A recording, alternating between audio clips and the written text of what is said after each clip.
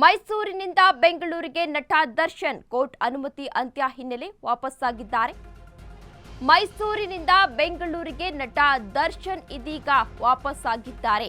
Court ಅನುಮತಿ ಅಂತ್ಯವಾಗಿರುವ ಹಿನ್ನೆಲೆ ನಟ ದರ್ಶನ್ ಇದೀಗ ವಾಪಸ್ಸಾಗಿದ್ದಾರೆ. ಜನವರಿ 17ರವರೆಗೆ ಫಾರ್ಮ್ ಹೌಸ್ನಲ್ಲಿ ಇರಲು ಅವಕಾಶವನ್ನ ನೀಡಲಾಗಿತ್ತು. 5 ದಿನಗಳ ಕಾಲ ಅವಕಾಶವನ್ನ ಕೂಡ ಕೋರ್ಟ್ ನೀಡಿತ್ತು. ಆ ಹಿನ್ನೆಲೆ ಇವತ್ತು ವಾಪಸ್ಸಾಗ್ತಾ ಇದ್ದಾರೆ ಬೆಂಗಳೂರಿಗೆ.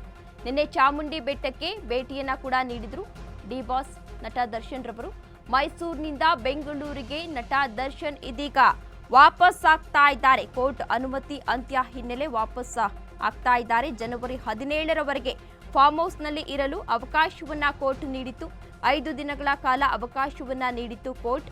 ನಿನ್ನೆ ಚಾಮುಂಡಿ ಬೆಟ್ಟಕ್ಕೆ ಭೇಟಿಯನ್ನ ಕೂಡ ನೀಡಿದ್ರು ದರ್ಶನ್ ರವರು. ಇದೀಗ ಬೆಂಗಳೂರಿಗೆ ಮತ್ತೆ ವಾಪಸ್ ಆಗ್ತಾ ಇದ್ದಾರೆ. ಚಾಮುಂಡೇಶ್ವರಿಯ ಬೆಟ್ಟಕ್ಕೆ ಭೇಟಿಯನ್ನ ನೀಡಿ ವಿಶೇಷ ಪೂಜೆಯನ್ನ ಕೂಡ ಸಲ್ಲಿಸಿದ್ರು.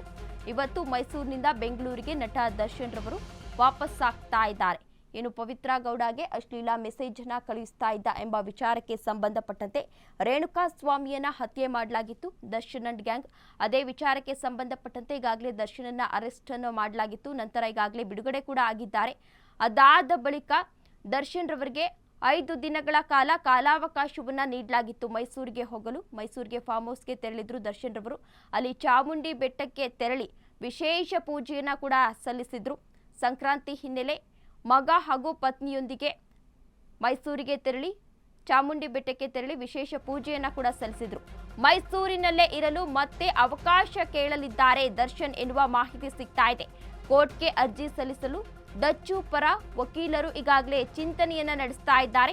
ಮೈಸೂರಿನ ಆಸ್ಪತ್ರೆಯಲ್ಲಿ ಚಿಕಿತ್ಸೆಯನ್ನ ಕೂಡ ಪಡಿತಾ ಇದ್ದಾರೆ ನಟ ದರ್ಶನ್ ರವರು.